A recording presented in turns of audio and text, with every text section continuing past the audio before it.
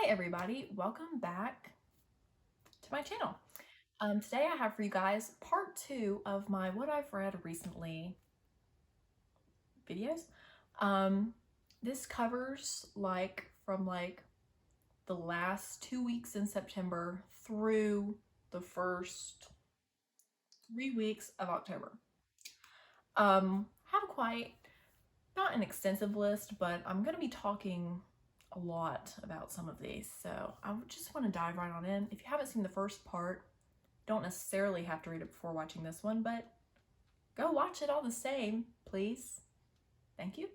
Let's just dive right on in with the first ebook I have to talk about in this video, which is The Honeymooners by Christina Lauren. Yeah. I read this after my friend read it, and this was my first Christina Lauren.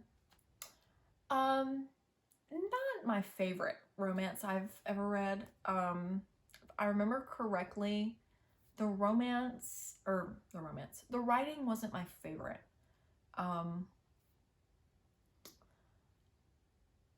Yeah, I did enjoy the scenery, the vibes, liked the romance.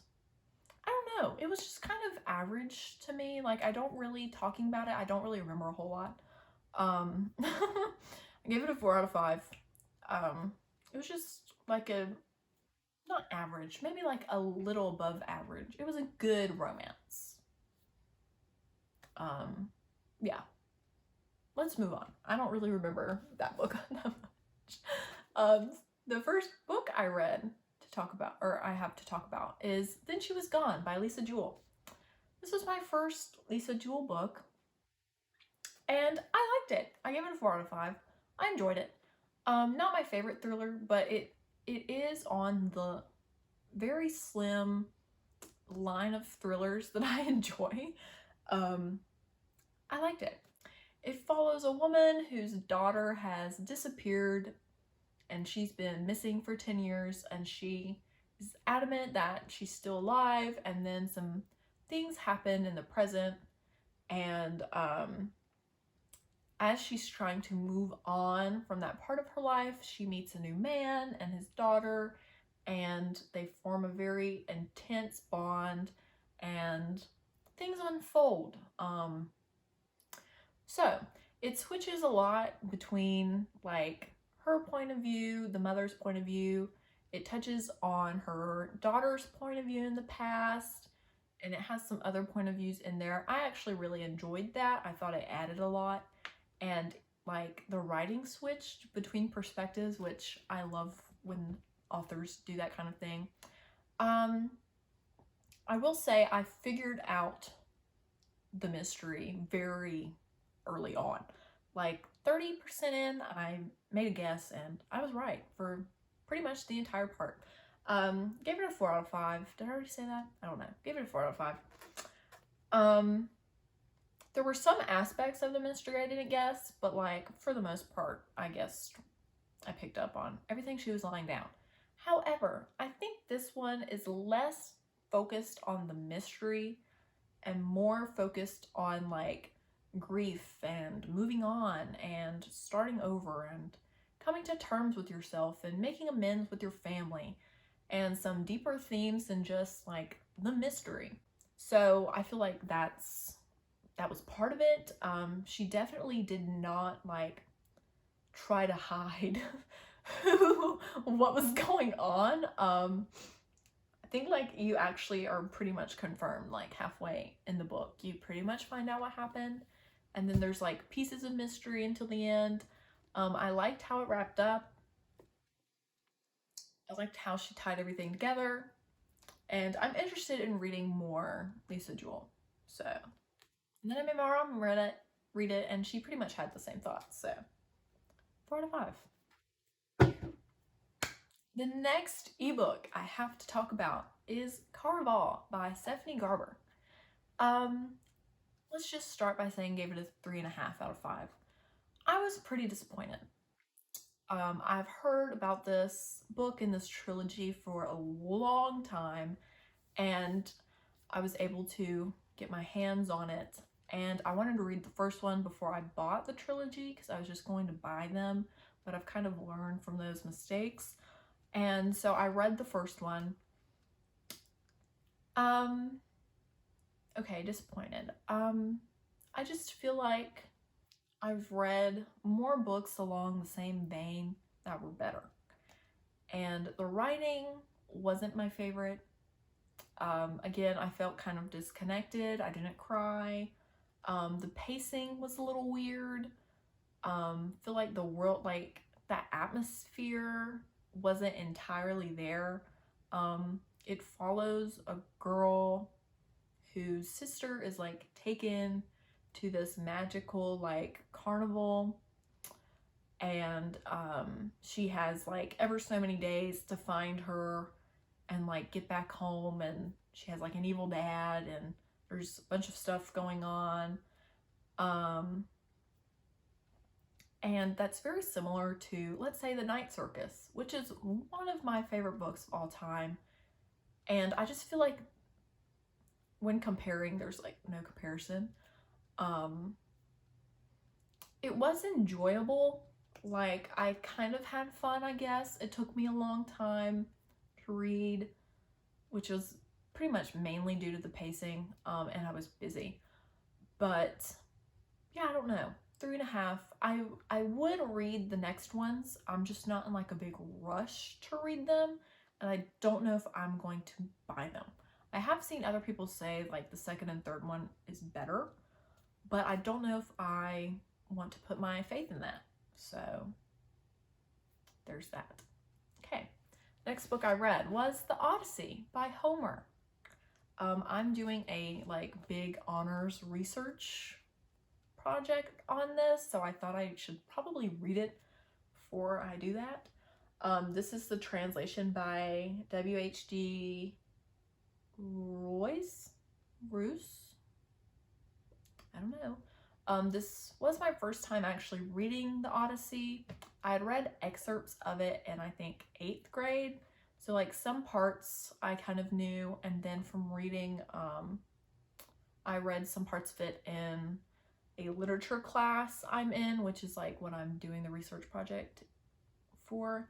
And then like the references to Odysseus in the Song of Achilles and Circe. So that's the knowledge I had going in.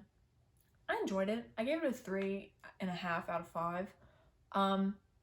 The beginning, when it's like just focused on Telemachus, Odysseus' son, like I was bored. I was like, where's my man? I don't care about this little guy.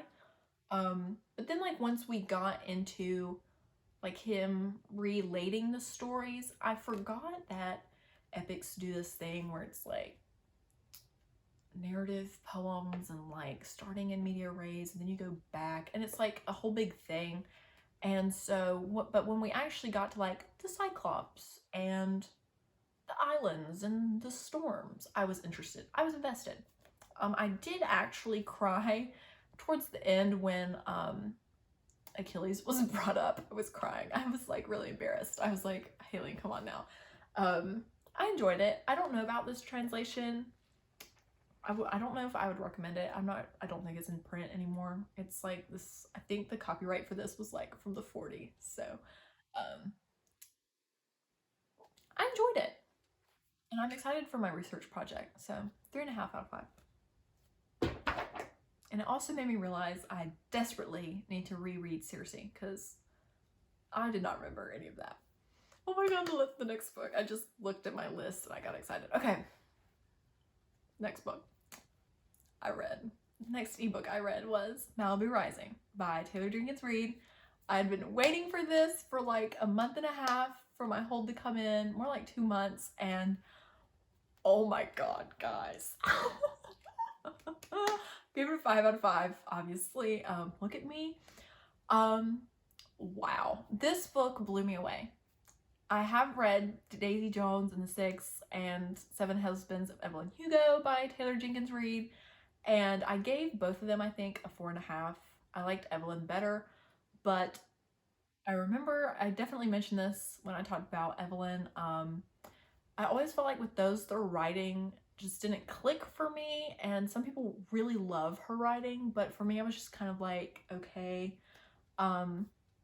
It was more about the stories and the characters, and like the writing just kind of felt subpar. With this one, oh my god, I thought her writing was just phenomenal. I got it. The pacing, I'm kind of repeating my Goodreads review like word for word, but like the pacing was amazing. The character development, amazing.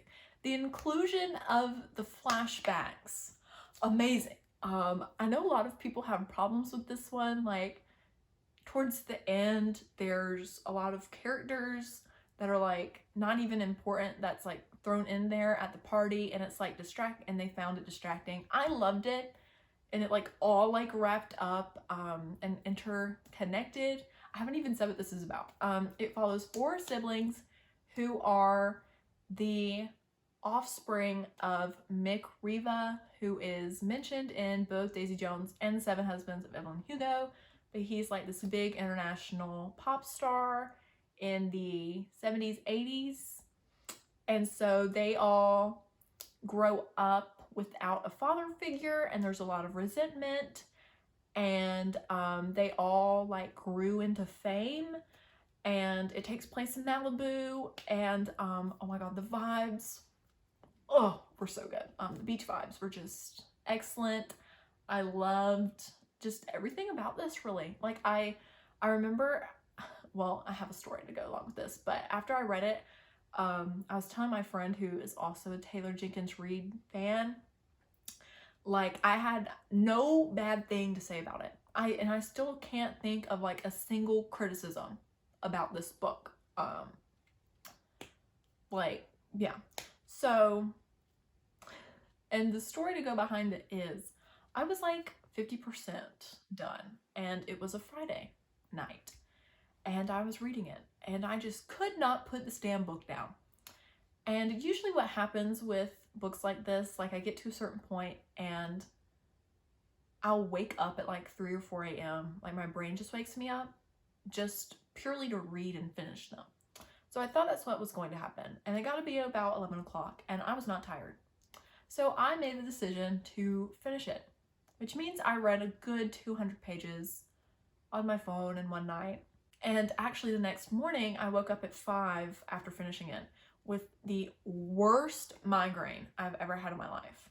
I've had some bad headaches, but like, I was literally about to throw up because of how bad my skull was hurting. It woke me up, like, the pounding in my head woke me up. I was crying.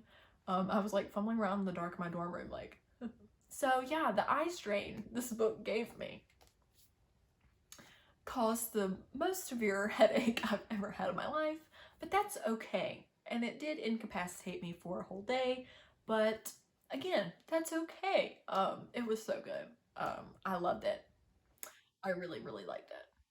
I really liked it. 5 out of 5. It's gonna be on my favorite books of 2021, so you'll be seeing it again. Now let's move on to the next book I am going to rant about, and that's Dune by Fray Kerber. I read Dune, guys. I actually finished it this past week. I read it in under 2 weeks. I'm like, that's like the biggest reading accomplishment of my life, is that I read this in under 2 weeks.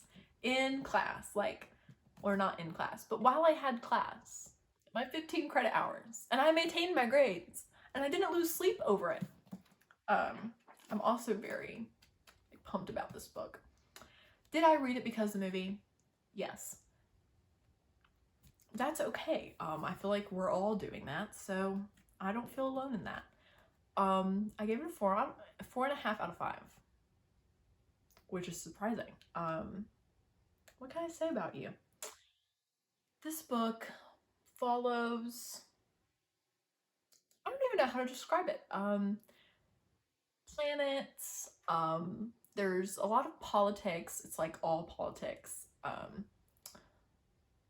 There's a whole religion and like prophecy and powers, and, well, not powers, but like magic, and it's like dystopian and sci-fi and Star Wars. And I've seen people say this is like one of the big influences, or one of the big things that influenced George Lucas to make Star Wars, and I can see that. Going into it, I knew I've seen the TikToks and the reviews about how confusing this book is, and it's like famously confusing. So I went in fully prepared for that, and I have to say, like, I've read more confusing books. I really have. I feel like if you're prepared for that going in, like, you're not gonna know anything. My version had a glossary in the back, or an appendix. I was flipping that thing a lot. I just kind of accepted it and was rolling with the flow. Most of the times, especially with big complicated books like this, where like there's a different world and like different language and a different religion and like all these very complicated things, authors know that their first time readers reading it, at least for like the first 300 and in this one probably 400 pages, they're going to expect their readers not to know what they're talking about. So you shouldn't have to like strain yourself trying to understand, because the authors expect people to be confused because it's new, it's complicated, they know it's complicated. So I just kind of kept that in the back of my mind, and like I was like, eventually these things will be explained, and they for the most part were. Now, do I know like a lot of what happened in this? Not 110%. I was left with a lot of questions. I did think the writing was good. It was way better than I expected it to be. And I think like for how complicated the story itself is, he did a pretty good job world building. That doesn't mean I'm not confused anymore, but my one, like, the biggest issue I had was the fact that it wasn't character central. And I'm a character-based reader. I have to have characters. And it was way more about politics and the world. Way more. And the plot. And while I understand that, that's why it's not a 5. Really, it's not even a 4.5. It's more like a 4.25, but I rounded up. That was my biggest drawback, and I think a lot of it had to do with the way it was written.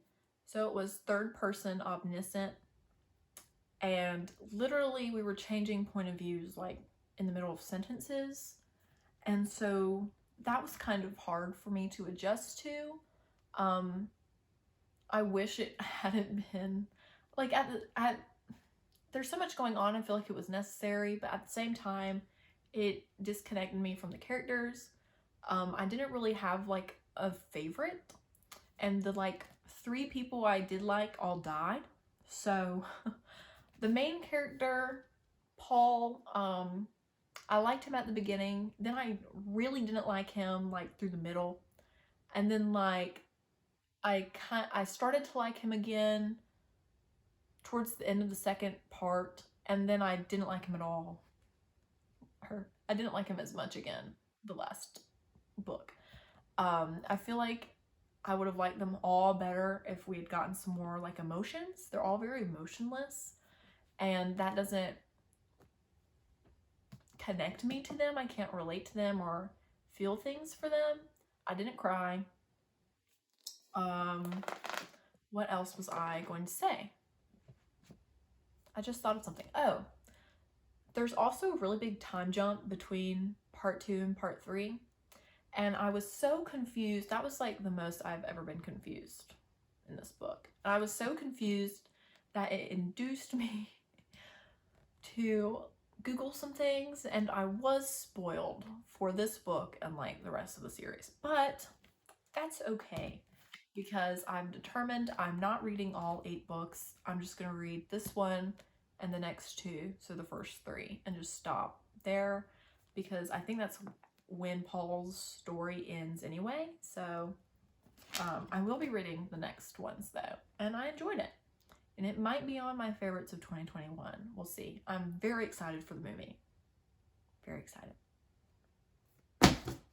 Okay.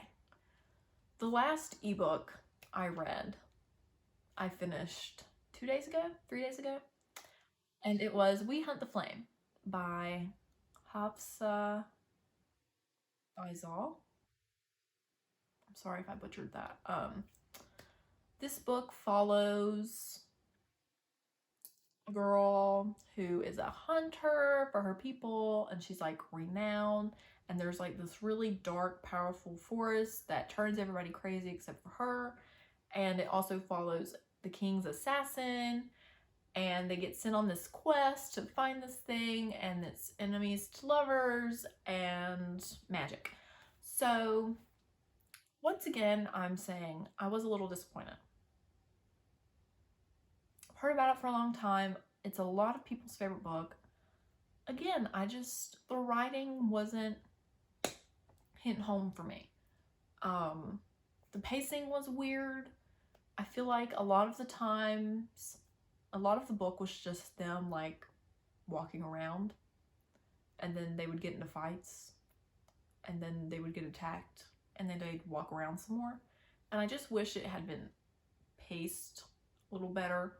I did like the romance. I ship Nasir and Zafira. I looked at the pronunciation guide and it confused me because that's not how I said it in my head. I did love them. I just wish, because it was enemies to lovers and they didn't really meet until like halfway through the book, I wish there had been some more confusion or like conflicting feelings, especially on his part towards her and like accepting his attraction towards her. I wasn't expecting it to be so like immediate. I didn't cry. The end was really confusing to me, and like it wasn't suspenseful. Like I was reading it with a straight face while people were dying. I will read the sequel. I don't know when. Eventually I will. I'm not going to buy it, like physical copy. Yeah, it was just kind of disappointing, and it took me longer to read that book than it took me to read Dune, which I think says a lot. I also think We Hunt the Flame could have been shorter. It was close to 500 pages. I just feel like if she had chopped that down and maybe paced it a bit better, I would have liked it more. So it got a 3.5 out of 5. Okay, the final thing I'm going to mention in this video that I read was Sir Gawain and the Green Knight. I read this out of my textbook, but it was like the entire poem, so I feel like it gets counted. It was on Goodreads, so I counted it. Gave it a 3 out of 5. I liked it. I read it for my medieval literature class. It was my first time reading it. I liked it. I'm interested in Arthurian lore, which is good because 2 of my classes that's what they're going to be focused on for the next half of the semester. So, yeah, I liked it. I don't know what else to say other than that because it's just like a medieval text that's a poem and it's really long. So, yeah. Those were the books I read recently. All in all, I've had some ups and downs. There were a lot of average, but there were a few gems. And so I'm excited to continue reading. I don't know when the next time I'll do like a wrap-up-esque video will be. Probably Thanksgiving. So it'll be a while from now. So it'll be long again. I hope you guys enjoyed this part and part 1. Like, subscribe, maybe possibly.